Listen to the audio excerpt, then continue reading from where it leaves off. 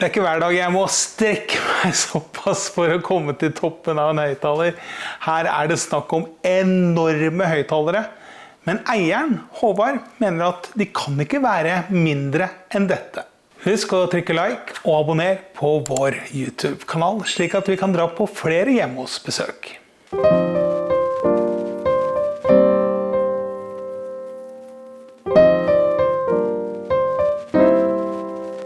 Her snakker vi gigantiske høyttalere. Jeg synes det er ganske kompakte. Jeg tror ikke vi kan gjøre det mindre.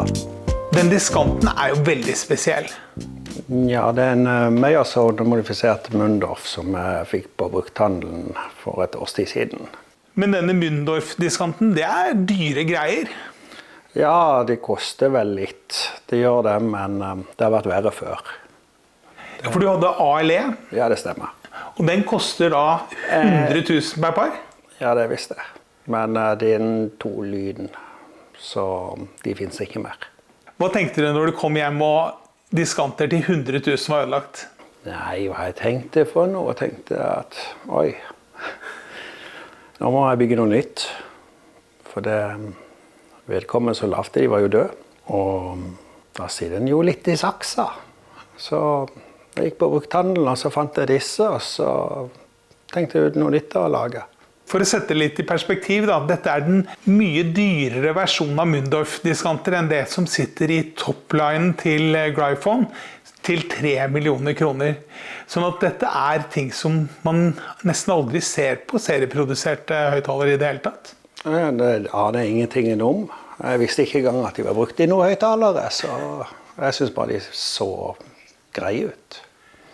Men det var måledataene som interesserte deg først og fremst? Ja. Hvordan måler de da? Ganske ok. Til å være Mundorf. De kan deles ganske lavt. Ikke at de gjør det, men de kan. Og det synes jeg er greit. Det andre er at de har jo en viss størrelse, og det passer jo greit for meg, for jeg sitter langt unna. Hadde jeg sittet tett oppi, så hadde ikke det kanskje fungert så godt. De er ikke helt ferdige, disse høyttalerne? Nei, langt derifra. Det er snart ute av det stadiet som jeg har begynt å lage de endelige delene. Så det blir jo nye fronter, og de skal for Guds skyld ikke se sånn ut. Det må lakkeres, og det må lages en del nytt. Så det gjør jeg ute i garasjen. Hva er det bak her? Ja. Nei, det er litt av hvert. Her har du en Fostex fulltone som jeg fant på loftet, som jeg kan bruke til å få dipoleffekt fra Mundorfen. Og ellers er det jo ganske fullt av litt forskjellige basser. Ja, for du har ikke samme bass i systemet? Nei, jeg har ikke det. Noen kan si det er feil. Det funker. Så jeg tar det jeg har, så prøver å bygge ut fra det. Her ser vi at det ikke er helt klart, for her er det tvinger som står for å holde kassene sammen. Ja, det gjør det. Og jeg skal prøve å få samme farge på høyttalerledningene etter hvert. Men det er ikke sikkert. Men hvor mange elementer er det som sitter her? Nei, da sier det 10 hver kasse. Pluss 2 mellombasser og en diskant og en bakover og vent, så det er jo en del. Det blir 10, 11, 12, 13, 14 på hver side.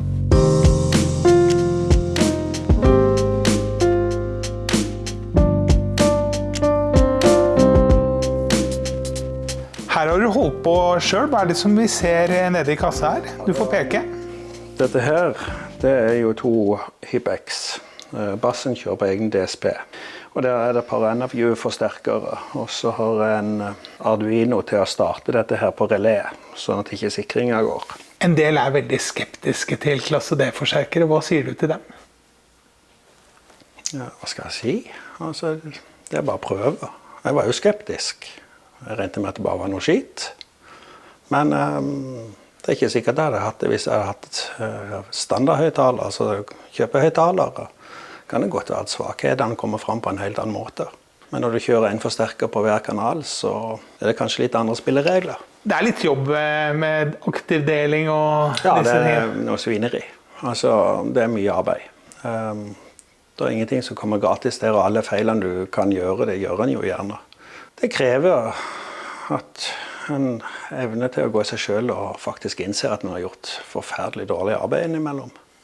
For det gjør en jo. Ja, for disse lå helt forferdelig, disse høyttalerne? Ja, det gjorde de. De var veldig dårlige. Altså, det har vært mye arbeid. Hvordan de spiller nå, det er jeg fornøyd. Og her har vi platespillerne.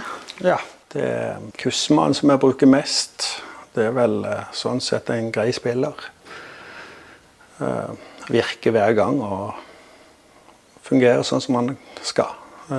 Lenkoen på siden, den holder jeg på å bygge opp på nytt. For å bygge ny motor til den. Jeg er ikke fornøyd med det som er nå. Den er ikke stabil nok.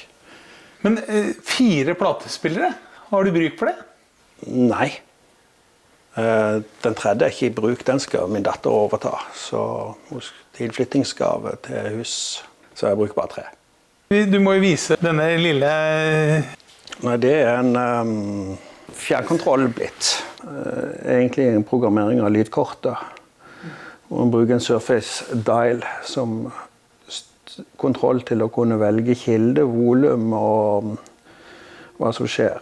Jeg kan pause musikk og starte musikk, noe som er nok for meg. Dette har du programmert selv? Ja, det er veldig enkelt en fjernkontroll som forteller hva som skjer i lydkortet der borte. Forteller hva som skjer i runen. Og utover det, eller hva jeg spiller. Så hvis jeg for eksempel bytter kilde til platespilleren, så forteller det at det er på platespilleren. Så når jeg bytter til platespiller, så stopper han runen, setter den i pause og åpner inngangene til platespilleren.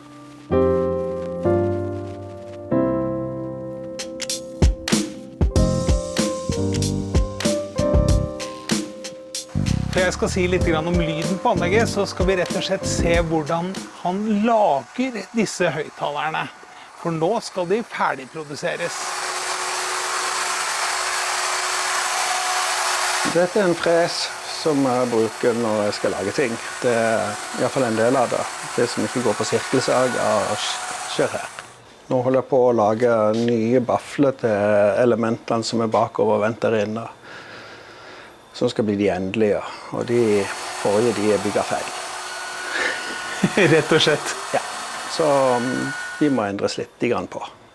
Nå har jeg gråfrest det, og hvis jeg starter programmet nå, så vil han begynne å gjøre jobben ferdig, hvis du har lyst til å se.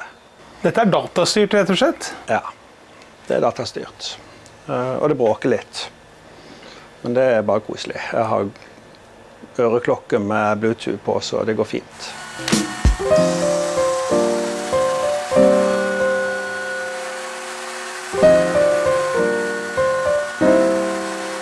Hvordan låter egentlig disse høyttalerne? Jo, de låter selvfølgelig ekstremt dynamisk. Det er en kjapphet som man bare ikke trodde var mulig. Men det som overrasker mest er kanskje hvor ekstremt bra stemmeklang det er på høyttalerne. Men det er kanskje ikke så overraskende likevel. Han har Mundorf-diskanter. Det er ikke de som tar hele stemmen, men det er de som gjør at man får magien.